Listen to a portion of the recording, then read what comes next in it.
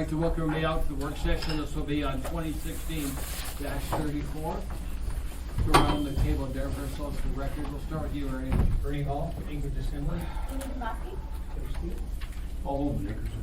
Dick Train. Chris Shirley, Director of Economic Community Development. Jennifer McConnell, Economic and Community Development. Terry Schoenthal, current planning manager. Sharon Welch, Development Services. And Julia. Julia Tucker. She's getting there. Julia Tucker, Assembly Council, thank you. Okay, Amy, it's your turn this time. Thank you very much. And I actually had someone who was going to come and help walk me through it from some of the technical aspects, and she's not here. She was stuck on Glad. So Karen Michelson is going to be joining us. So, Mr. Chair, obviously I'm not a builder, but some of these issues I think that Karen can talk to a little bit. So as we walk through this, Pete Peterson's joined us too. we have gone through this significantly through our committee process and the Community and Economic Development Committee. And during that discussion, there were two P&Z members that were present, and they did put in their input, and I know, Mr. Chair, you were there. So just to go through it very quickly, when we start talking about accessory uses and structures, we're talking about garages, basically. And I know over the past year at least, Eric and I have talked about this before, this has posed a problem in some instances.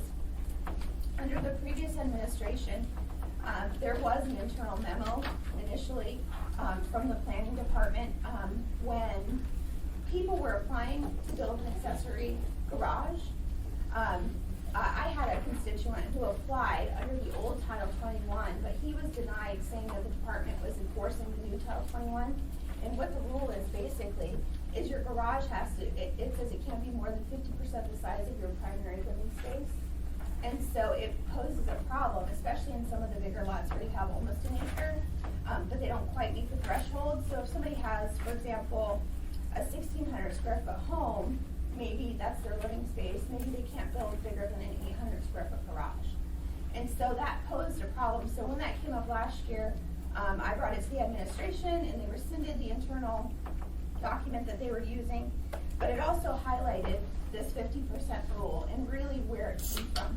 And I know discussions that I had with the planning department, I asked where the 50% number came from. And I was clearly told, I would ask if it was an industry standard or where it came from.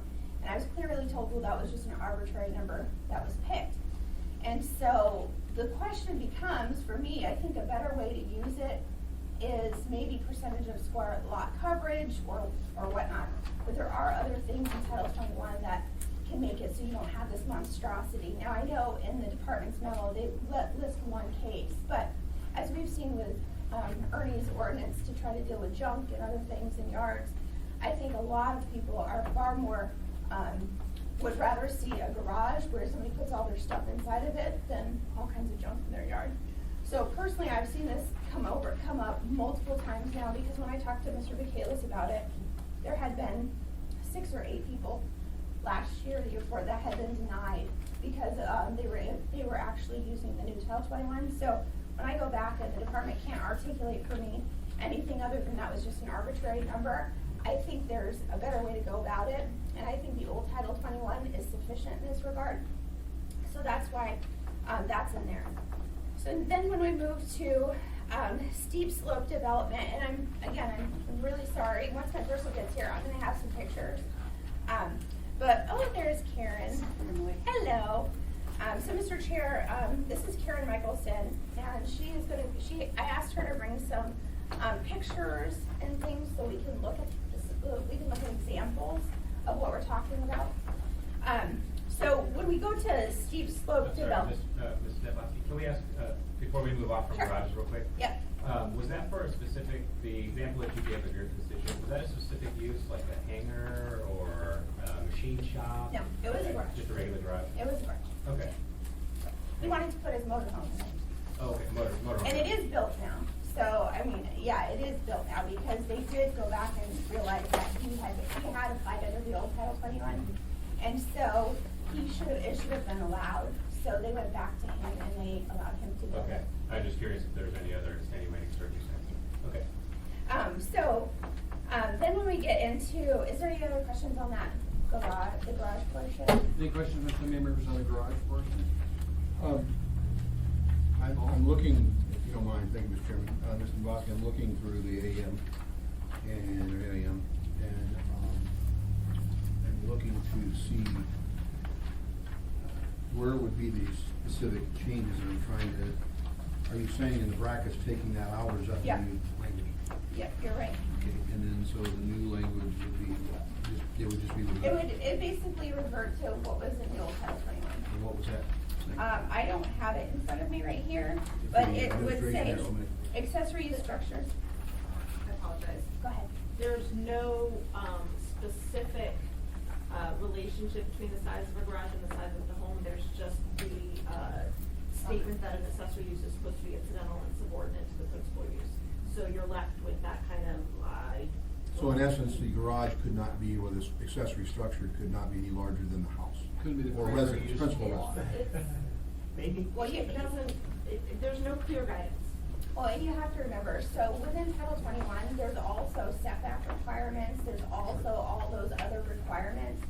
So, if there's a narrative out there that all of a sudden we're gonna have this rinky-dinky house and then the entire lot is gonna be taken up with a garage, there's other things within Title 21 that would restrict that. Well, but I'm thinking, on that line of questioning, and this is where I'm relying on both sides here, I feel more comfortable with an alternative rather than nothing being specified.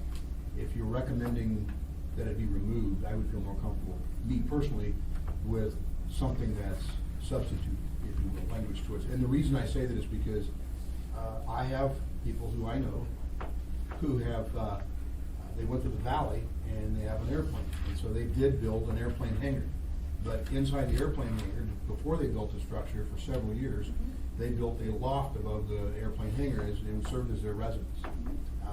And then once done, and they retired and moved more closer to the property, they built a house separate from the hangar, but I believe the hangar is much larger than their home. And I understand all that, and perhaps I'm using apples and orange comparison, but my point is that in a residential subdivided neighborhood, subdivision that is zoned up for R, no matter what category, my concern is that you're gonna have this monstrosity garage and I hate to say it, but they're announcing these garage town, which are in commercial districts, which are treated a little differently, but they're actually billing them as the man cave, the ultimate man cave, and you can put a loft and put a bed and a refrigerator and a stove and a microwave and all your toys, or you can have a Super Bowl party with your buddies or something. So, fine in that zoning district where that might allow, but in the residential zone, I would think that, there may be an issue about valuations, assessment. Would you evaluate and appraise appropriately a home in a neighborhood that has, some big garage? You see what I'm getting at? Well, I do, but I think a fundamental understanding of Title 21, kind of what you're trying to guard against, I would argue that there already are other portions of Title 21 that restrict that. For example, you can't build all the way out to your property line. There's certain setbacks and stuff that would restrict it. I totally get that. So- The house I currently own, Mr. Bosky, no argument here, is the house I currently own has a deck that exceeded the setback, and it had to get a variance, so you can apply for a variance for exceptions. And the neighbors next door, particularly the one that encroached upon the property line, had to sign off on it. As I was remodeling my house in 2008, I wanted to continue that deck around my home. I wrap it around. And just in a simple passing conversation with my neighbor, he immediately hackled up. It's the same neighbor who owns the house from back when he gave the variance. And he said, well, I've got trailers, I've got items that I'd like to get through, and I have certain trees, and I don't want to cut trees down, and I'd rather that not. So I gave up on that thought, because why would I want to, again, get into that area? So that's kind of an apples and oranges thing. I'm talking about, if you're taking out language in the existing Title 21, my question specifically, is there a substitute language that you recommend, or you're just saying, go back? I'm saying revert to old Title 21. That's what I'm There's saying. nothing in it. And I'd like to hear from the administration then, at this point, is what is your position on removing it and going back to old Title 21? We would not support removing it entirely. I think a modification of the percentage would be appropriate, but when you leave it with no indication other than the accessory use has to be incidental and subordinate to the principal use, that's not enough guidance to understand where that limitation is. So we would support some sort of modification to the existing rules if that's what the community supports. What would you support?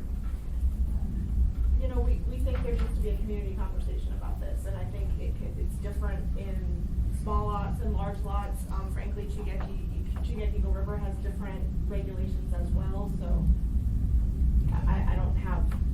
Don't have a number. It's tough to decide. Okay, I've got two other assembly members I need you to call. Okay.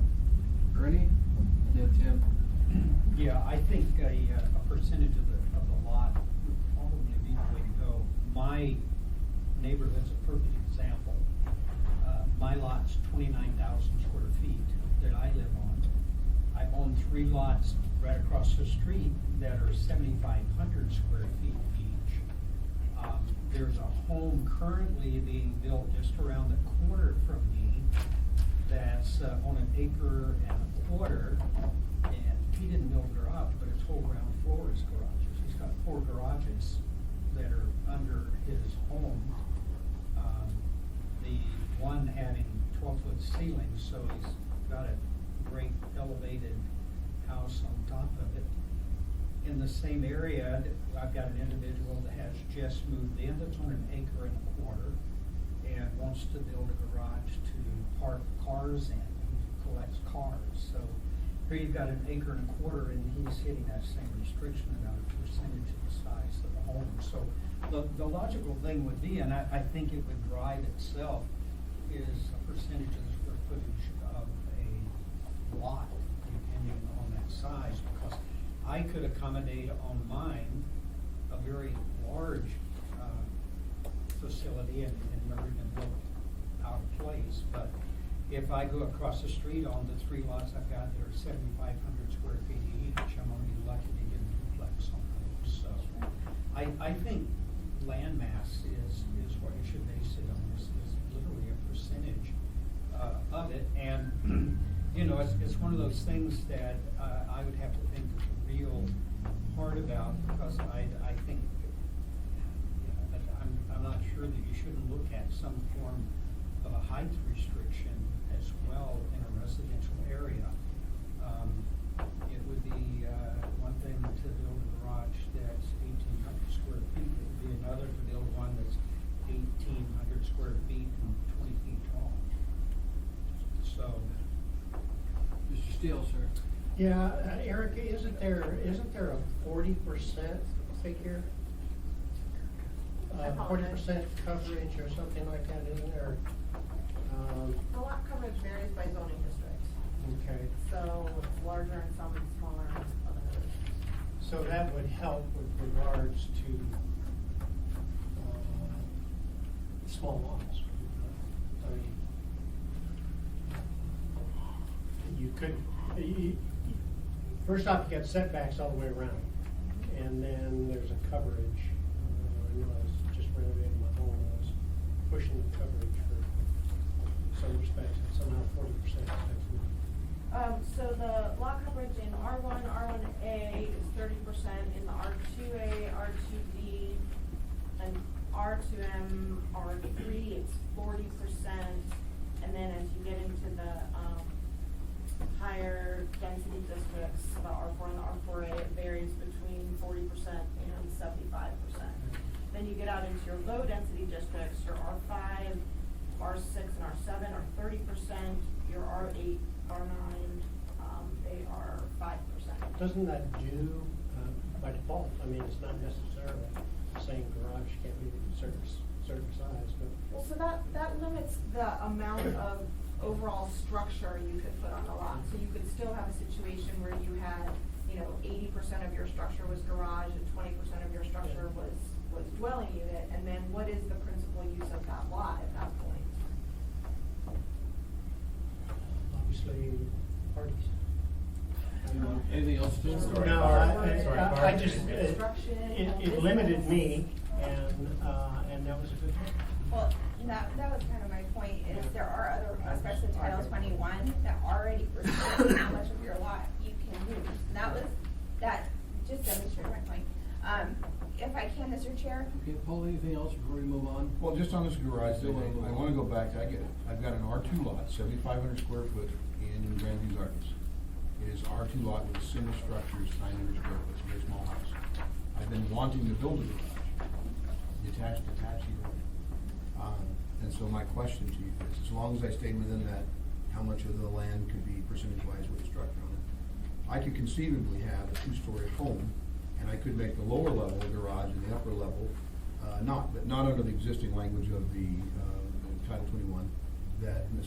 DeBoski's wanting to change. So to some aspects, provided there's no more than the exceeding amount of coverage on the lot, percentage-wise, would not be a bad thing. I still stand with, if you have a 800 square foot home and a 2,000 square foot garage detached, two different portions, what is the primary use of that? And I think that goes back to the question. I think there's a balancing act, I really do. And I'm really more comfortable with, give us something rather than nothing. Well, and I guess that's my point, is I think that something's already there. All those percentages that I think they're already there. And that's why, when I started this, I said percentage of lot coverage. That's what I was kind of referencing. Because I think those parameters are there, it's the way we had done it for a long time. And you're always gonna have, I have one in my neighborhood where, I think personally the garage is kind of ugly, and it's, it's not bigger, I don't know that it's bigger than the house, but for the most part, the ones I've seen, and like I said, there were a number of examples that had come to me. Only 2 or 3 of them maybe were from my area, the rest were from the rest of town. And so I think this is not an issue specific to Chigiaki or wherever. I think it's an issue that has been brought to my attention that has, obviously it's hampering homeowners from being able to utilize their property kind of storage stuff. And I think if we talk about junk and all these other ordinances that we're trying to make the city a little prettier, I think this would help. That's the reason. Erica? I just wanted to emphasize that the lot coverage is not related to the use. So, we're a garage, a principal use instead of an accessory use. You have your lot coverage fully taken up with garage and have no living space on the lot at all. So just the lot coverage restriction doesn't get at the relationship between the principal use and the accessory use. And, I would just go back to, I think sometimes we have to step back and say, listen, you have your boat that you use occasionally, your camper, whatever, you store it in there, you're primarily using your property to live on it, but you might be storing it. I look at it like a big storage shed. And I think when we talk about higher density and bringing people closer together, rather than having neighbors call and complain and call code enforcement over somebody's, 4 motorhomes they have on their property, if we can make it just a little nicer or give them the opportunity to do that, I think we'll reduce conflict too. But I think Karen, if I could, Mr. Let's Chair. transition to your next one, which is. Thank you. Well, yeah, this one is on garages, because I think there might be, Karen, did you have a couple comments about the garages specifically? When you see, Karen's a designer, so she designs a lot of the homes that are being built. Do you have specific things that you've heard from the architects or the design community about the garages? There's a number of designers who have projects just sitting on the board waiting that they can't complete because people are wanting, and it's not just in small lots, it's some medium-sized lots and larger lots, but people are wanting to build buildings where they store their motorhomes, their big boats, multiple cars, and they're not running businesses out of them. They want big garages so they can store these items, and they can't until something's done with this rule. Can I have a follow-up question to that? This may be beyond the scope of what you can answer, but any sense of how close or how far over some of these projects are going? I mean, are we talking about, man, they're getting close, it's like a 5% difference, or is this rule just completely, just takes those projects entirely out of the realm of reality? More as in the bigger realm. People are not wanting big houses, say if they want 2,000 square feet, but they want to build a 4+ car garage with big boat storage, or have a 4-car garage attached to the house and do a detached 2-car, maybe with a mother-in-law over it or something, but the 50% rule is just not working. Okay. Thank you. Go ahead, Amy, let's thank you. transition now to your slope. Sure. The next is the steep slope development. And if I don't have them today, I can bring them next week. But one of the things that we're hearing from the design community is they are running into issues specifically on these slopes that have 20 to 30%. in that, so you're talking, probably Prominence Point, you're talking Eagle River Valley, potentially areas on the hillside, where you have these few lots, but because of the steep slope development section that was added, they're running into a height problem where they're saying basically the only thing that they can find that will fit is a ranch-style house, and in some cases a flat roof. And I think that was an unintended consequence. I don't ever remember during Title 21 discussions anybody saying that was their goal.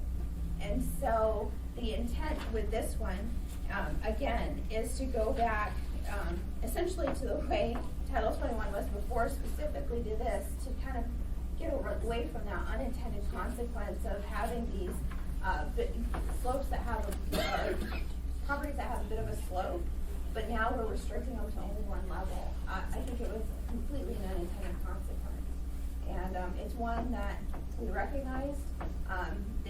When I sat through the different meetings, there was multiple builders that showed designs and showed where they're running into these problems.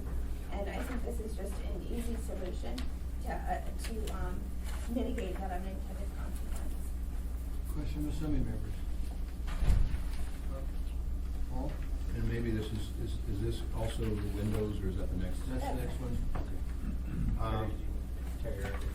My concern is, and we have Stuckin Heights in East District, and of course I've had several conversations with folks in the Hillside and the South District, where the unintended consequences of having someone uphill building on a steep slope and not adequately addressing drainage is just general, and I will not predict.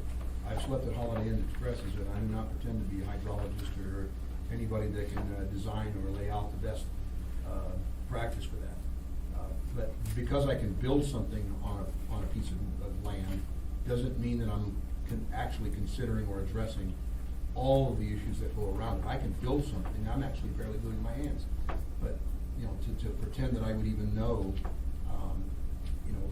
where are the restrictions and why are there restrictions? And I guess I'd have to go back to the administration and perhaps give us an answer as to why we got to the language we have in Title 21. And if I can, there's something else I forgot to mention.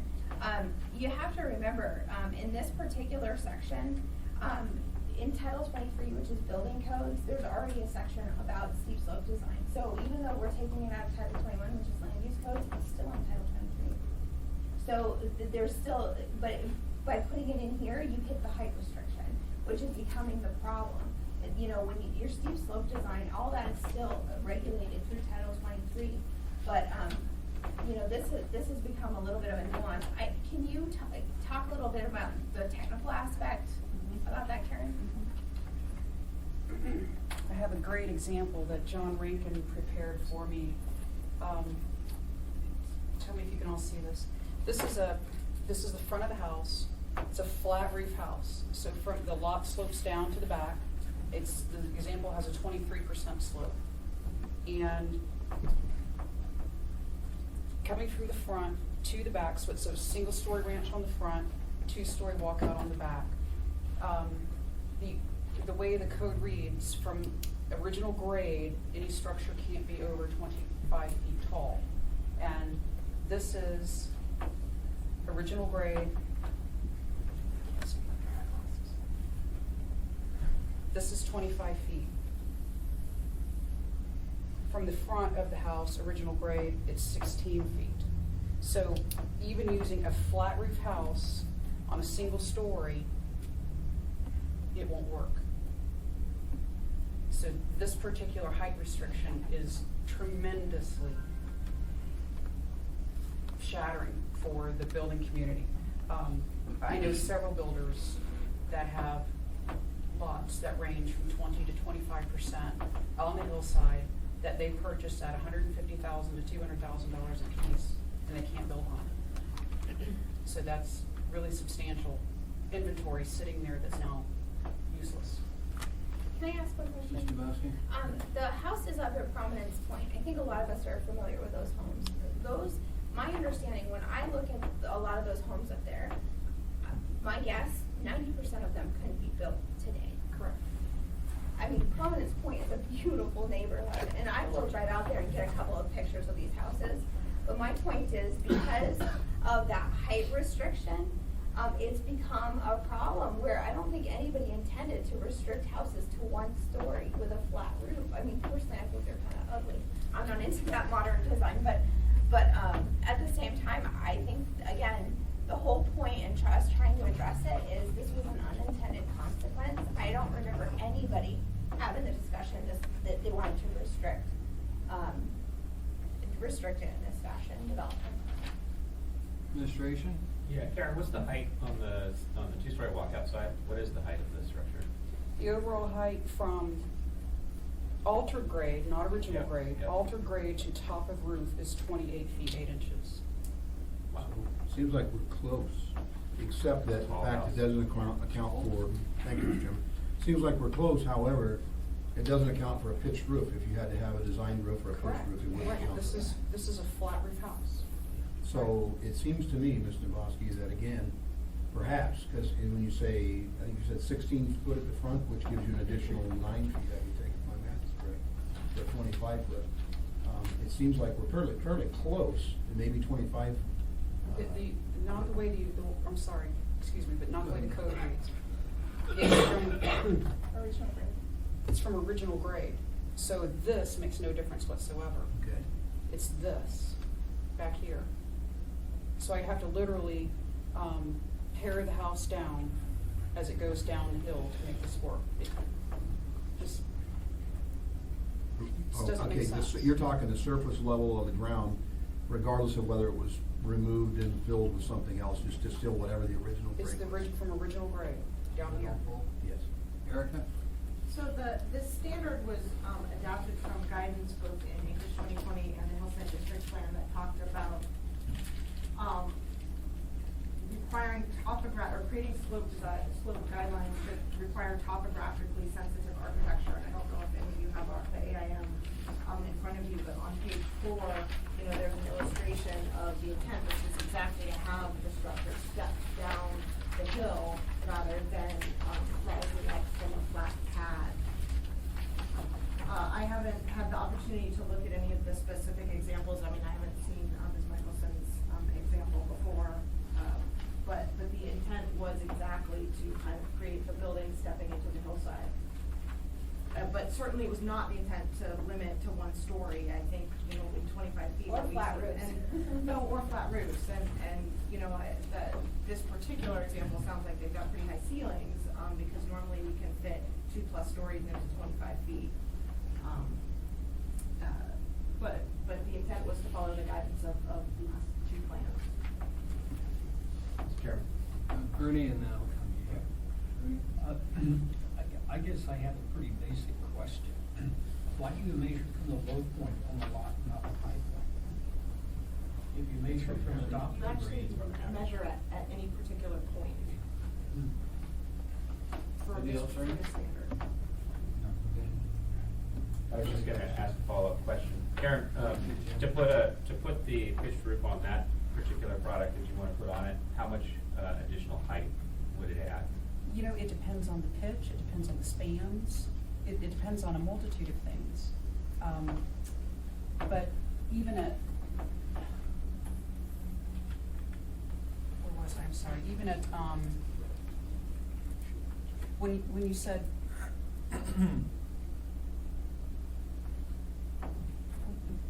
if you're putting a house on a $190,000 to $200,000+ lot, 8-foot ceilings should not be the expectation in the living areas. So you said that it's had some really high ceilings, so yes, you're gonna have more than an 8-foot high ceiling in the living area too. Sure. But to add the roof to that, what, can you just guesstimate on that particular product, what would the additional height be, 8 feet? That would be a good guess. Okay. Mhm. Okay. 16 and 18. And that's Tim also Pete? based on only two-story The, house. Right. The specific standards that are in here just basically say, they don't necessarily say you can't.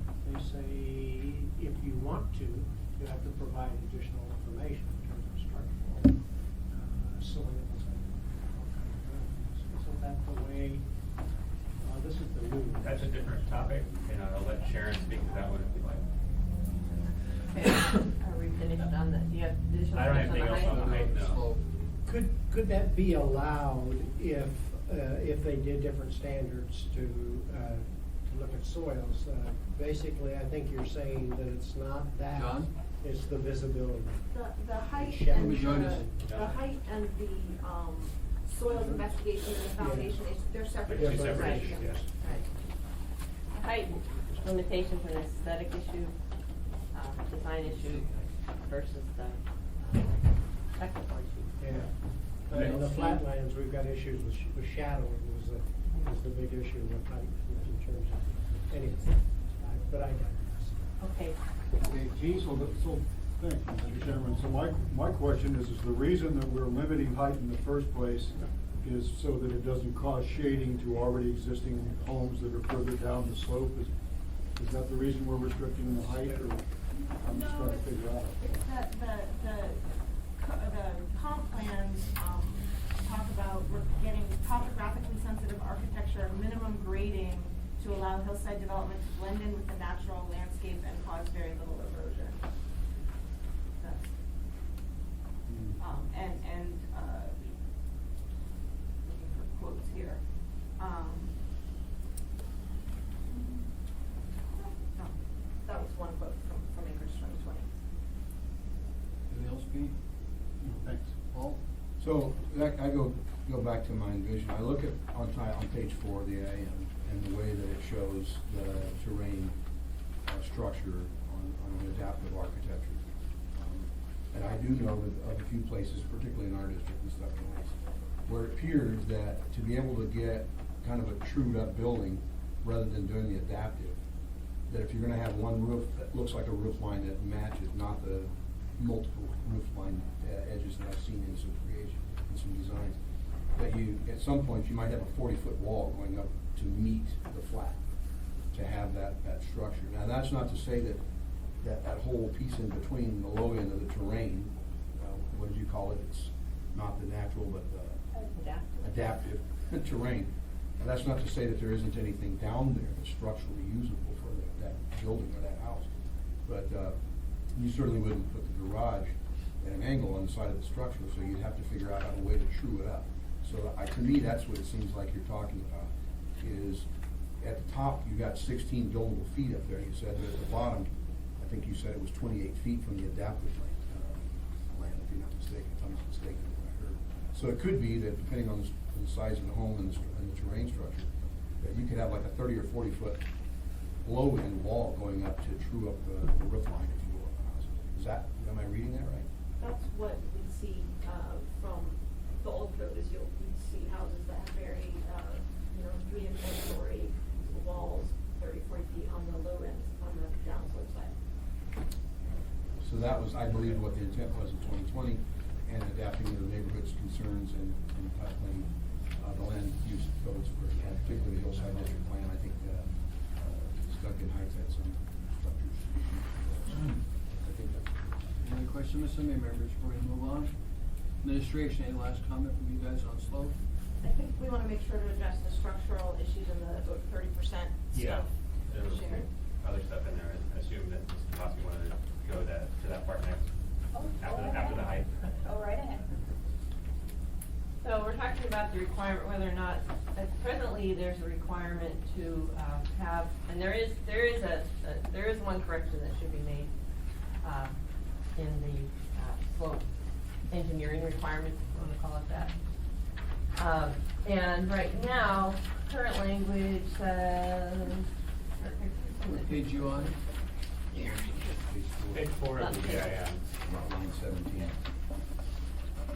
So, the language that is proposed to be removed is that all buildings or structures shall have a foundation which has been designed by a professional engineer, architect, or other qualified professional. And there is an error there that you wouldn't have an architect design a foundation. So it would, that should be corrected. But the issue with having design done on a slope by an engineer is that when you get on the steeper slopes, you do have challenges, drainage being one of them. Depending on how you're planning to set up your, if you're planning to how much you're planning to hold up with your basement walls on the uphill side, things like that. And right now, in all single-family duplex, the home designer, not necessarily an engineer, can do that work. And yes, Title 23 does have information about about what needs to be done when you're working on sloped lots, when you get into the building codes and when you're working on particular slopes. And that's, presumably, a designer knows when they're getting over their head on tricky foundation design, and they engage an engineer to do that part of the work, but there's no requirement for it, specifically. And so the intent of this requirement in Title 21 was to have that requirement so that in those tricky situations, you would have the proper expertise being applied. And these are often in situations outside of the building safety service area, so there's no municipal review or inspection. Just Question for because, Cindy, member. yeah, and I wanna be very clear, Sebastian? just because we're talking about the potential area outside of the BSA doesn't mean we don't have to follow building codes. They Correct. absolutely Right. do. So there should be no inference that that's the case. You still have to follow appropriate building codes. With that said, you know, I still go back to, again, you know, now we're going in saying an engineer has to do this or do that. I don't know that, you know, I think Title 23 is fine the way Title 23 is now. I think the proper safeguards are there. I don't really, I think this is a significant unintended consequence that we're trying to address. We've brought it to people, we've showed examples, and again, I just point people back to Prominence Point and say, drive through that neighborhood, and do you really think 90% of those houses should just been built? I mean, it's beyond me, so I'm done for a minute. John, anything on slopes? Go ahead, Paul. I'm gonna go to Amy to get. Okay, so the last thing, does the administration through, and maybe this is the wrong, I don't know if anybody's here enforcement on the codes that we have, but maybe, is anybody aware of, I mean, you were using Prominence Point as an example. Well, has there been any problems on the Prominence Point neighborhood or Golden View? I think there's a few very nice subdivisions that went.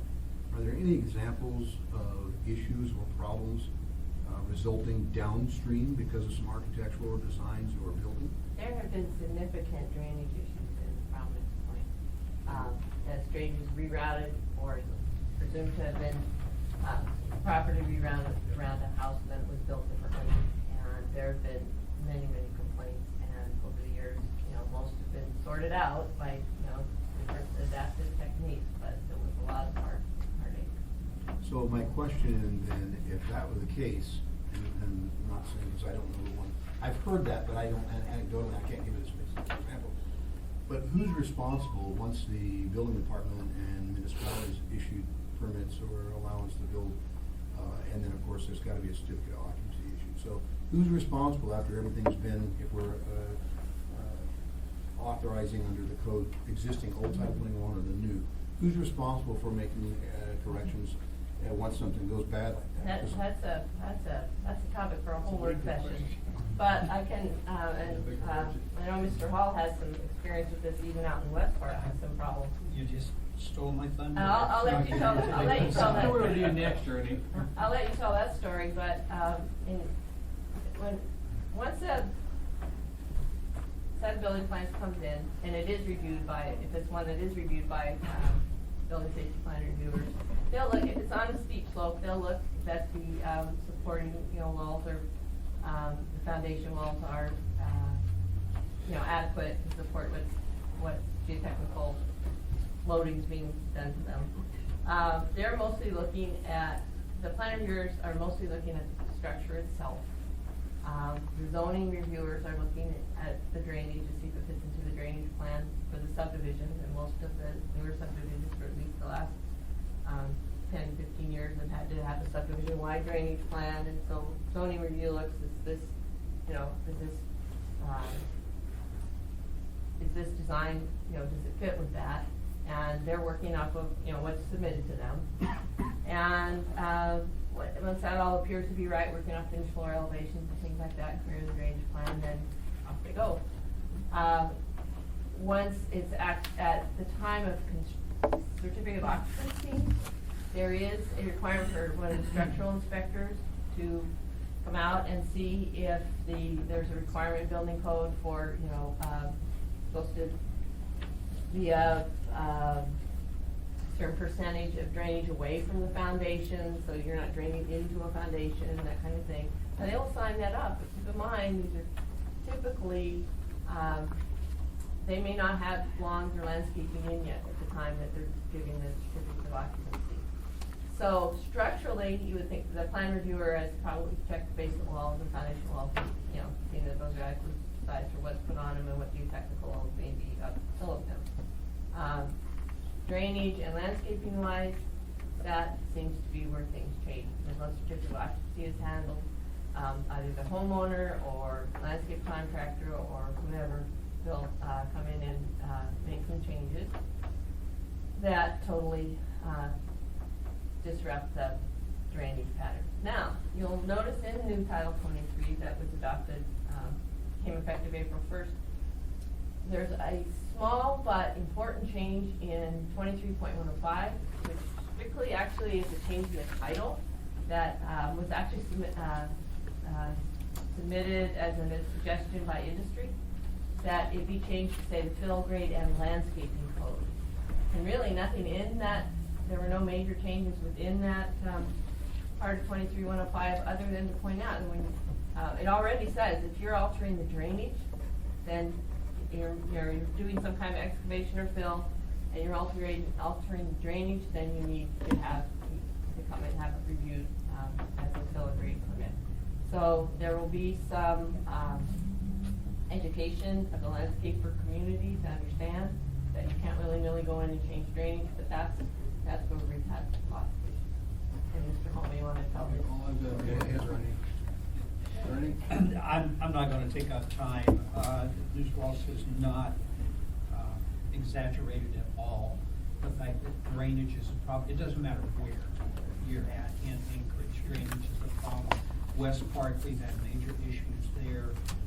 Going out on West Diamond, we got one of the cities actually in litigation over still, I think, with the drainage issues. So I'm not sure we put enough, Chair, I didn't take, I'm not sure there is enough time to address drainage issues within the municipality. I mean, it's horrendous.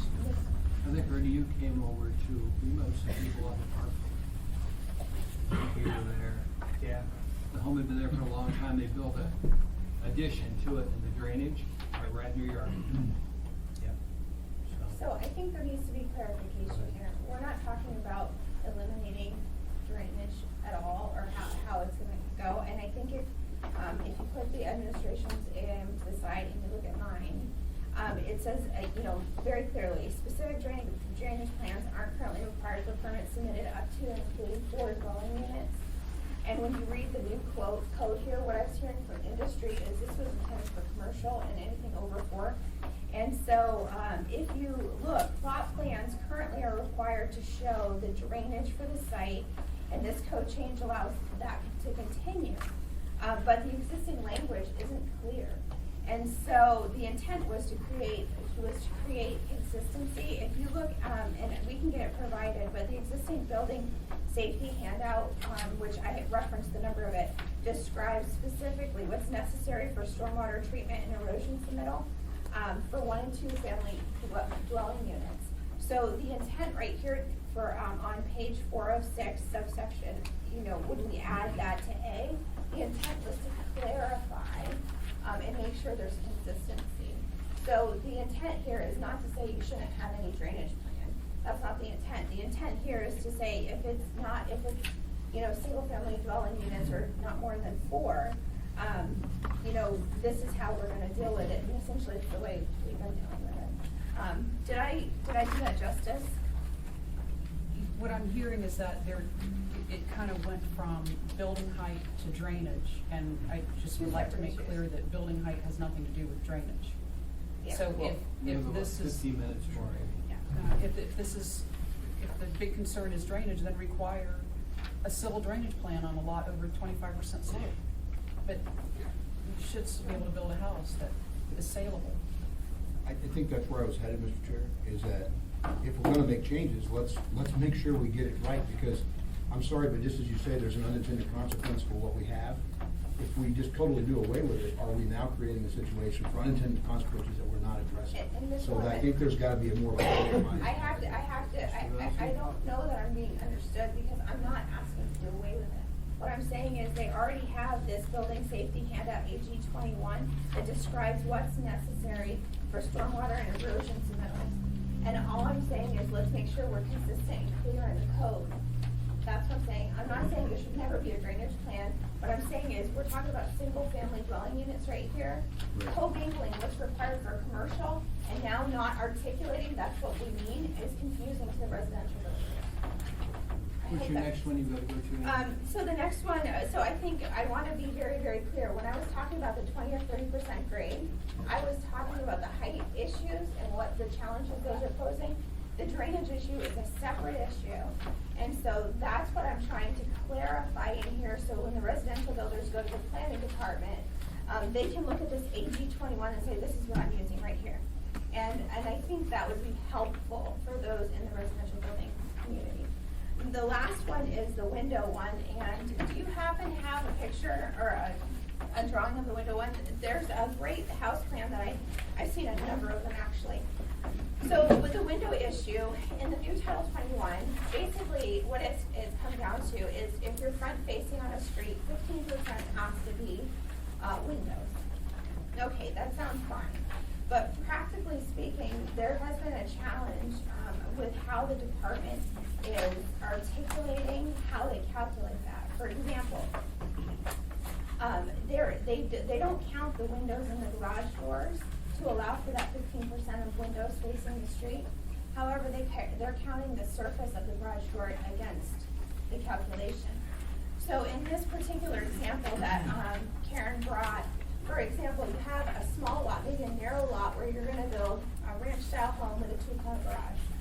There's literally no way to hit the 15% threshold the way it's being calculated now, unless you end up putting a hip roof on it and all this other stuff. And for example, imagine you have a bedroom, and the front part is a bedroom with a door, and then you have your garage. So the only way you're gonna even come close to hitting the requirement is if you're putting in a 6-foot sliding glass door in the front of the home. On both sides of the front door, you're putting windows, and then you're gonna end up having to put windows in your attic, maybe to be able to hit it. And the plans that I've seen numerous examples of, do you have one I can pass around? Sure. This is probably the one that I was going to bring. Yep, this is, there's a different one. No. This one's colored. Oh, yeah, this is a different one. I was looking for this Spinell home one. Oh, this is the one I was talking about. So, as you can, Ernie, you've seen this already. As you can see, like in this front one, this would be a bedroom, right? This is a normal window. Now, this is what they have to go to, a street-facing bedroom, where you have a 6-foot sliding garage door. There's absolutely no way to hit 50% threshold with these typical homes, and this is a typical home design. So that's why I say, again, when we're talking about that 15%, yes, we could stop and say, okay, if we're gonna measure it from, the grade to the sill plate, and then we'll count the garage doors, there might be ways where we can do that, but we're finding that's not how the department is utilizing the code. So again, I don't think anybody would ever put their child in a bedroom with a 6-foot sliding glass door facing the street. It just doesn't even make sense. So again, and when I asked where the 15% number came from, again, the answer I got was, that was just an arbitrary number. It was the best guess at the time. And what we're finding is it doesn't quite hit the mark. Now, with that said, as I've gone through a number of the different architects and designers, and they're saying if we go back to a 10%, almost 98% of everything will fit within that 98%. And the other thing we're finding is by increasing the window, the chair of P&Z made the comment, with this new window requirement, some of the buildings that they're designing, literally, they're having to put windows where there's garbage chutes. I'm not even kidding. It doesn't make sense, because they're trying everything they can to hit that 15% threshold. And, so putting windows in attics and putting windows where there's garbage chutes, I don't think that's what anybody intended. And I get where the window requirement's coming from, because I do remember a designer a while back that had a really ugly house design that had a little tiny window at the street. So I get it. But I think if we can step back and just look at it and say, okay, if we bring it back to 10% and we can solve 98% of the problem of some of the design issues, I think that's reasonable. And that's what we're trying to do. Now, we know, look outside, the building season's already upon us. And what it comes down to is how many people are gonna wanna build houses like that, where they're having to put, hip roofs on their roofs, or they're having to put windows in attics. It doesn't make sense to me. Administration? Can I ask a clarifying question? Sorry, for some reason, having a mind blank. What is it, the garbage chute? A garbage chute, well, so I was talking, it's basically in a senior living facility where they basically put their trash in. Oh, like a and then laundry chute? Yeah. Oh. So the seniors don't have to walk down I the guess so. stairs. Okay. But right now, that's a plan that's still, they refuse to do it, they don't wanna do that, so they're still going back and forth with the planning department and saying, wait a minute, this doesn't make sense.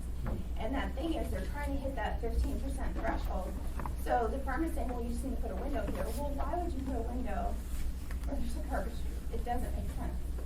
So that's why I'm saying, there's some things that, when we see something like that, that just, it's like, okay, if we can find a medium where we can solve most of the issues, and maybe it's because that 15%, it was a good starting point, a good try, and now as the designers are starting to redesign, they're finding it's really not working. Terry, if I could, Terry, you were part of this long discussion about the percentage of window coverage. Do you want to chime in on sort of how we arrived, or how the department arrived finally at 15%?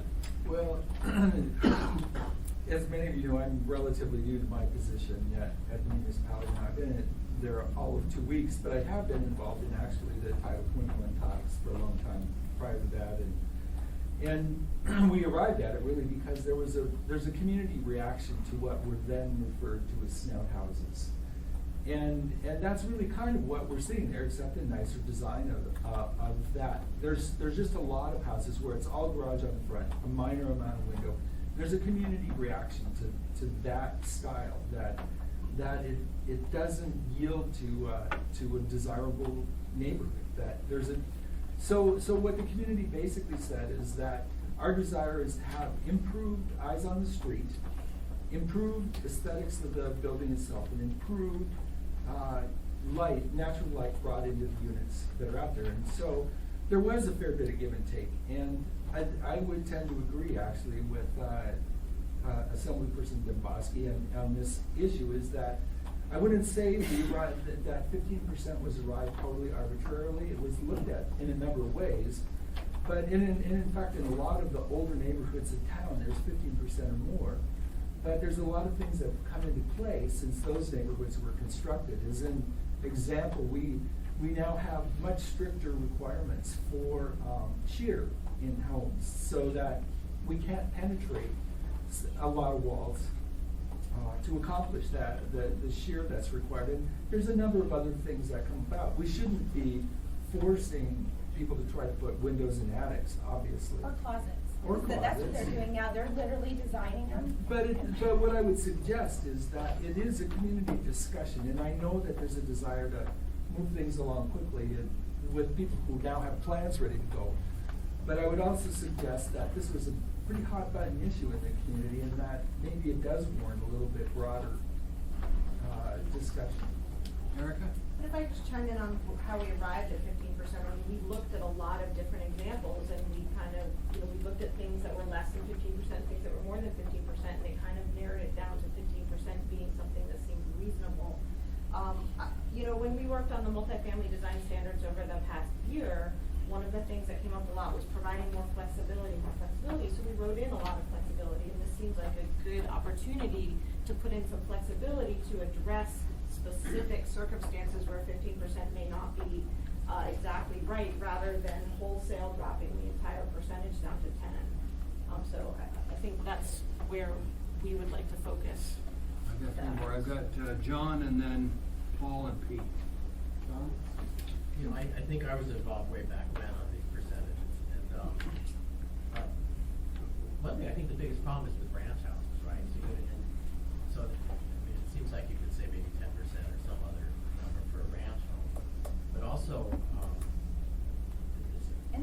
lots too, the skinny lots to the bottom. That's really where you're seeing. So, and then windows on garage doors, you know, I spend a huge amount of my time at home in the garage. I don't have windows and I'd like to peek out once in a while. But I think the eyes on the street, having windows in the garage count should be part of the calculation. And as far as the look and feel and daylight, it seems like we meet that goal. Okay, Paul, and then Pete? Just briefly, I look here, what would estimate, I know it's commercial, but if this were a residential front yard leading to the street, what would that percentage be, about 50% or better, because of the height? Because I gotta tell you, and some of you have been in my home, my facing edge of the street, both floors are good percentage windows, and you mentioned about shear walls, we live in the face of the tree edge foothills, and we get a lot of high winds off the mountain edge. Now, we've got a house across from us that's pretty high up, and so a lot of the wind block goes above us, but we've not had a problem, but it sure has sounded like it. But it's existed since the 70s, and frankly, I like the light that comes in, and I don't have a problem with having windows. I don't know why we wouldn't be able to use, this is a particular one that begs variance, that if a developer comes in with a window design that is less than 15%, could they not, on a case-by-case basis, apply for a variance and make that request and give that justification? Could that not be an allowance in that, and is there in Title 21 an allowance for that? To me, I can't see us making cookie-cutter homes just because we're trying to make it fit within a code. I think it needs to be. I think there's maybe two issues that go along with that, if I can chime in on it. One is, I think, one of the issues is it comes back to affordability. Mr. Weddleton, you talked about putting windows in the garage, and I think that's a very fine thing. But one of the things you have to understand is that if we're trying to create this sort of entry-level market for homes in our neighborhoods, that the cost of actually doing some of these things is pretty significant, of putting windows in garage doors or putting a number of those things. It's not that it's not undesirable, it's just that, for example, that to use the old term that we use as negative as it might be, the snap house is an affordable way for an entry-level home. We just have to make them so they're more desirable than neighborhoods, I think. But we have to work in that direction. I would also suggest that we have actually included language. There's a couple of different situations. One is that it's facing the street, but we have a bunch of situations where your home is on a corner lot. So Which street are you talking? So we've identified that actually on those you have to have it on both. But what we've done is we've given the director, we've given the builder the ability to come to the director and ask for a reduction of the amount of windows on one of those streets, basically to adapt. So. Okay, Pete, and then Tim. Thanks, Mr. Chairman. And I got a couple questions. 15%, is that sort of becoming the new industry standard nationwide, where everyone is aiming for 15% windows, or is that just something up here in Alaska? Or? It's in our code. A number of communities actually identify percentages that they want to see. That of itself isn't particularly unusual. But ours was based more on looking around our community and seeing pretty much what a lot of neighborhoods have. Okay. And when we were talking at the meeting a couple of weeks ago, they were saying that the newer, younger generations aren't necessarily interested in these 4,000 or 5,000 square feet houses. They're more interested in the 1,500 to 2,000 square foot house. And it was my understanding that it's more difficult to get the 15% windows in the smaller homes. And so, I mean, if the next generation is going to want smaller homes, it's going to be hard for them to get the design they want if they have to figure out a way to put 15% windows in there, unless they can count the garage windows. That might help. And I would say the last thing that hasn't come up today, but that was definitely a source at our work session that is becoming a challenge, is as we increase the percentage of the window, it also negatively is impacting the energy rating of the home. And so you're making so you have to have more windows, but at the same time they're trying to build more energy efficient homes, the windows are counters to that. So builders, and designers have said that's becoming an issue too. So that's why I say there's certain things that I think could be done, realistically, but these are items that, I mean, common sense dictates. You look at a small home like that, and you're looking at the ranch home that I passed around, and actually I passed around another example of a home that just couldn't be built today because, you know, there's just not enough windows there. But they're both cute little homes, and and these are just two examples of many that I've seen. So basically, we talk about affordability of homes, but at the same time, we're creating all these extra rules that's driving up the cost of homes, and in fact, making it prohibitive to develop some of these lots. And I think that's counter to the mission of what we've all said we wanted, which was affordable and more housing in the municipality. Last comment, Tim? Yeah, if you can appeal to the director, then it ought to be something unique, and, you know, not necessarily something that is covered by the code, but, does that appeal take time and cost money? It doesn't cost money, but it takes time. Well, it costs money if you're in the private sector. It does. And I have to tell you, the other thing that I'm hearing that was not brought up today either is it's getting stopped at the counter, and they're not even making it to the director level. So if we're hearing this over and over and over again, I would say this isn't a unique situation. This has been something that has been identified by architects and designers as, listen, this has become more of a norm for us to deal with this window issue than it is an exception. And I think that's when we all need to stop and step back and look at it and say, okay, wait a minute, what can we do differently? And I think we could be collaborative on it if we chose to be. Can I make a suggestion? Paul, the final comment. We'll let Paul know it come to you. I just want to caution people to understand, if you have any doubts at all about what I'm about to say, please drive over in our district and look right across from the cars between Lowell Park at 2221 Muldoon and down to the Northern Lights, practically across from cars, and look at those site condos. And that's we left builders and developers and designers at the whim to the community, saying, hey, we're going to build you good products to be great. And quite frankly, they suck. These aren't And I fake don't condos, want. Paul. No, what I'm saying, Amy, is I understand, and I hear the developers, and I hear the pitch. And I certainly want to, as I said earlier, can we not adopt variances like the deck that I ended up with from a house built in '73? So if there's a way to get past this requirement and like you say, it shouldn't be stopped at the county. It should be, everyone automatically goes to a director to make that decision, yes, no. And then we start seeing a trend. And then at that point, then we have a problem. I guess what I'm saying is that it shouldn't be either all the way here or all the way over here. There's somewhere in the middle that should meet common sense. Because honestly, we have problems with a lot of drainage, as we talked about, road systems, and I'm sure they were all built in the best of intentions. Unintended consequences. In the 80s, things were built and they didn't take into account drainage. They figured we'll worry about it another time. It's all across the Just final comment on the windows.